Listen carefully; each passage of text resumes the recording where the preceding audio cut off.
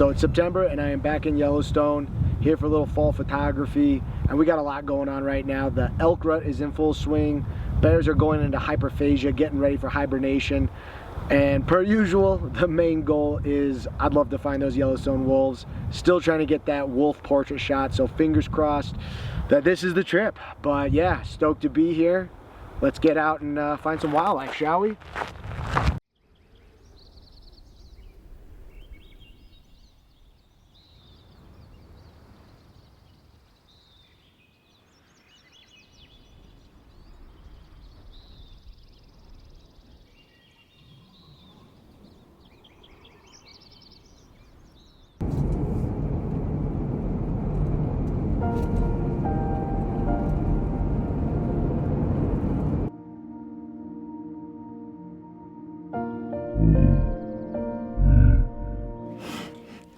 The first morning started with a familiar face.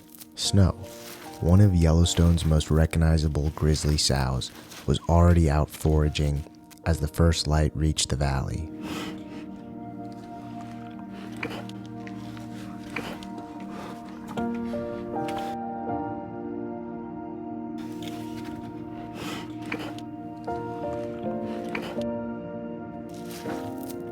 Then, as the sun finally crested the mountains, she climbed onto an old log and paused just for a few seconds, soaking in that early morning light. It was one of those quiet, peaceful moments that makes you wish you could freeze time. And thankfully, for a fraction of a second, I was able to do exactly that with a photograph.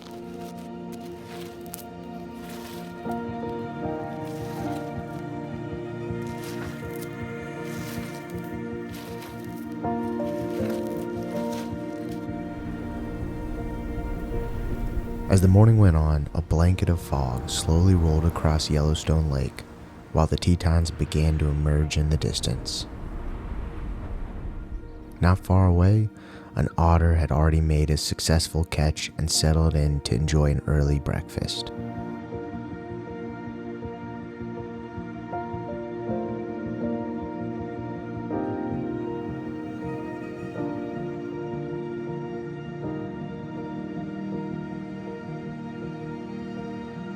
I poured a cup of coffee and spent a few quiet minutes taking it all in before continuing the search, just hoping that I might find some wolves today.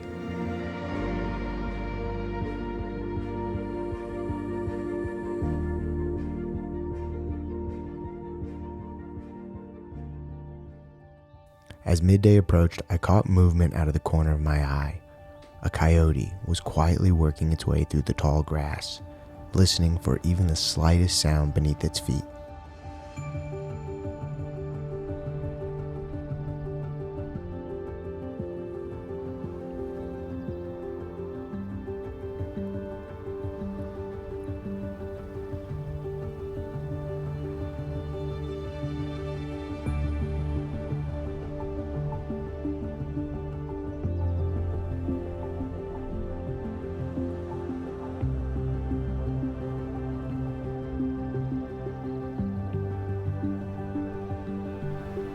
It pounced again and again, somehow ending up almost right in front of me, but each attempt came up empty.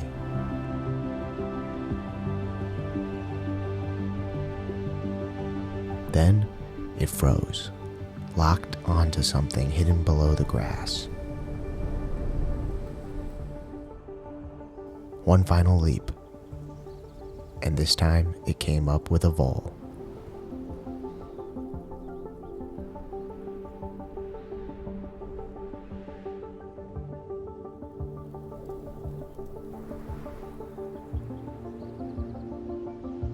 As fall settles over Yellowstone, the bears enter a phase known as hyperphasia, a period where they're driven to eat almost non-stop, packing on as much weight as possible before hibernation.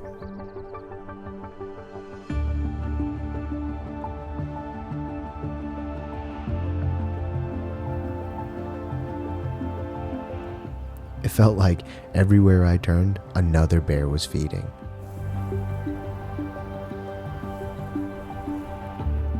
This young grizzly had found a patch of berries and wasn't about to leave them until it had eaten its fill.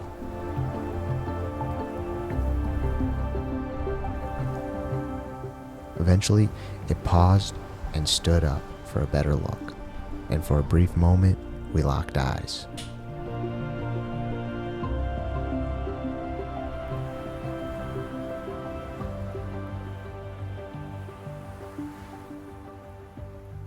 Oh, that was nuts. The the entire Wapiti wolf pack literally just sprinted, ran right past me, right past my car, so close. I tried to get my camera out and get something. I think I got maybe one little clip, underexposed video, but I mean, that was nuts. Like, at least 15 wolves went right past me. As incredible as it was to have the entire Wapiti pack run right past me, I was devastated. It all happened so fast that by the time I reached for my camera, the moment was already gone and I wasn't able to get a single photo. Because opportunities like that with the wolves, they just don't come around often. And as I drove away, I wondered if it had been my only chance. But the trip was far from over, and I wasn't ready to give up on finding those wolves.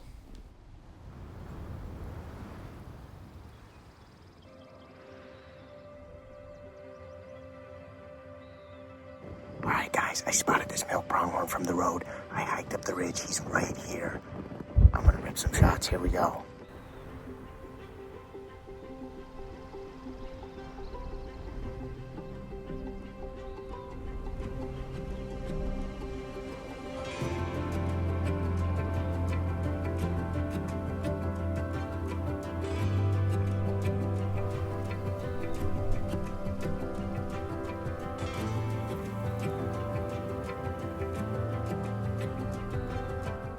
Most of the pronghorn continued on their way, but one curious buck decided to walk straight toward me, and before I knew it, he was standing just a few feet away, completely calm, simply watching me.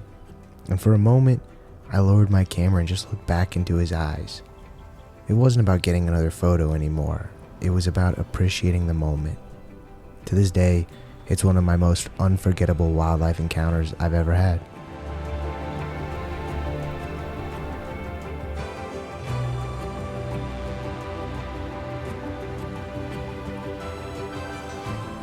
As the sun dipped behind the mountains, I made my way back to Gardner to call it a day.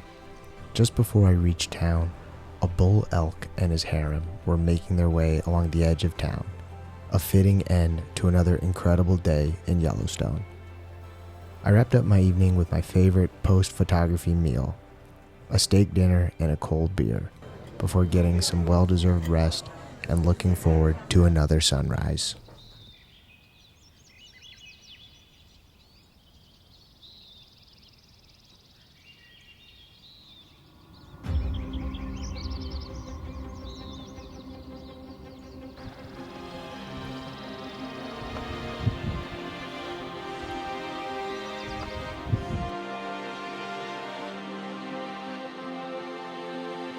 So we got jammed this morning right here in this frost. She's down the hill a little bit.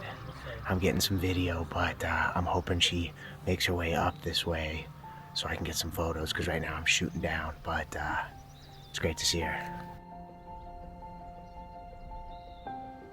Before long, she crossed paths with a coyote, but neither seemed too concerned with the other, and they both continued on their way.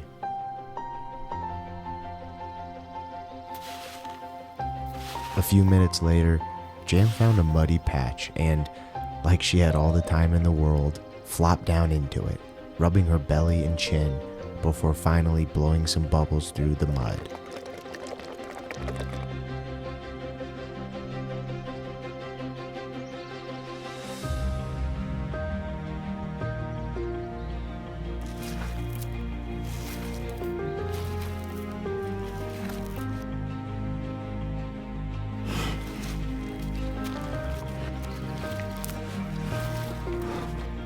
Before I knew it, she had wandered to the edge of the road and began picking her way through some vegetation.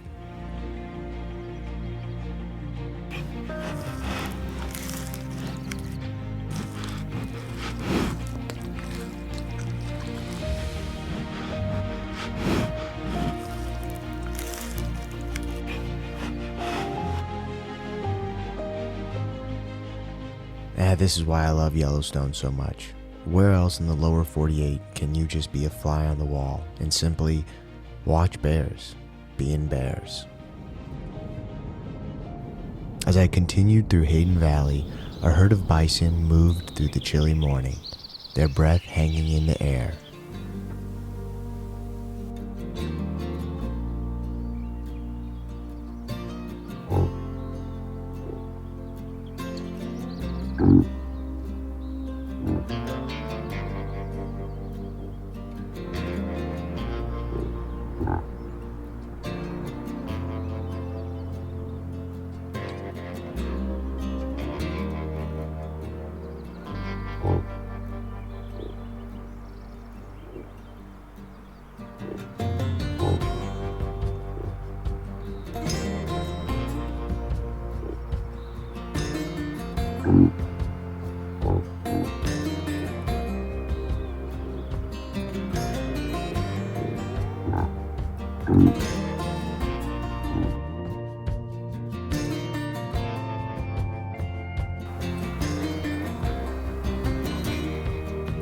As the road climbed higher into the mountains, a female bighorn sheep and her lambs appeared along the rocky slopes.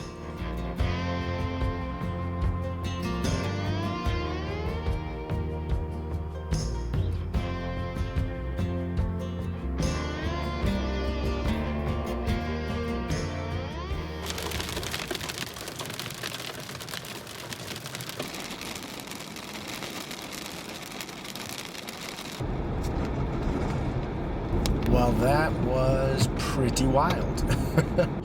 You know, it's fall in Yellowstone, so you never know what kind of conditions you're going to get, but just came through a massive hailstorm. I got golf ball sized hail sitting right on my hood right now. That was something. All right.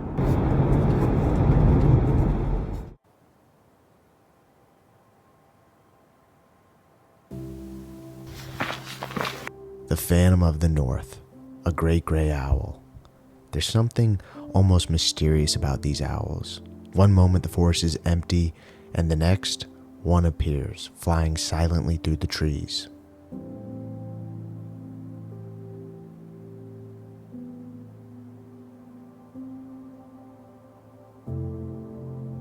With the last light of day fading fast, I was lucky enough to spend a few quiet minutes watching it finish off a vole.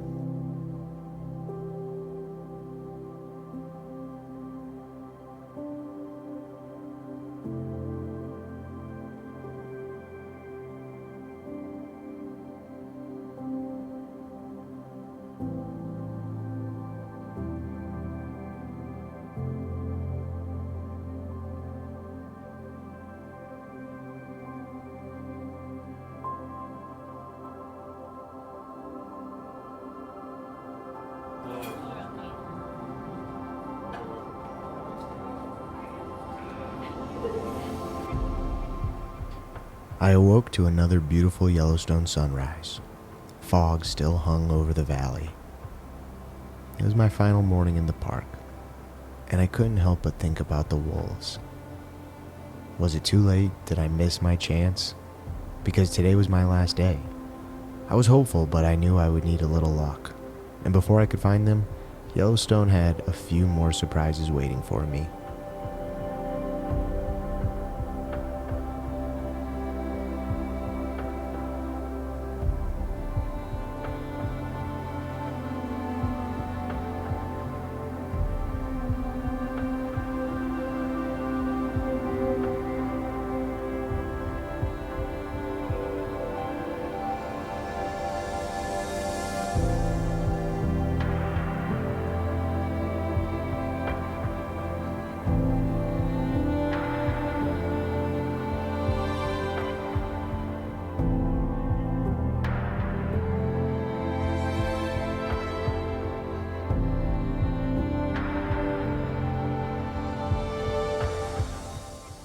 Fall in the park means one thing for elk, the rut. It's the time of the year when bulls compete for a chance to breed. I wish I spent a little more time with them, but I was still on the search for wolves. I did manage one photograph that I really liked though, a bull elk surrounded by the vibrant colors of autumn. Then, without warning, something spooked the herd. They suddenly took off. But I couldn't see what sent them running.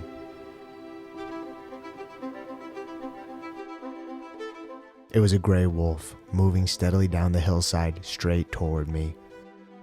I shot video of her for as long as I could, waiting for her to come down the hill. There was one spot just before the road by a creek, and if she made it there, I knew I could get the kind of portrait I'd been dreaming of. My heart was pounding, my hands were shaking. This was the moment I'd been waiting for.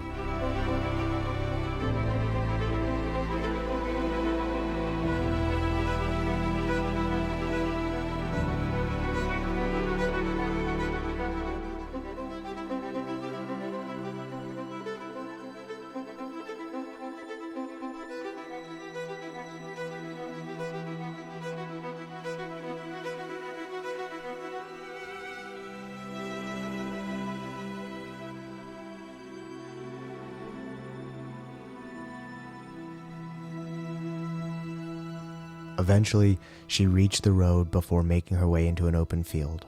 Later, I learned she was a 2-year-old female from the Wapiti wolf pack.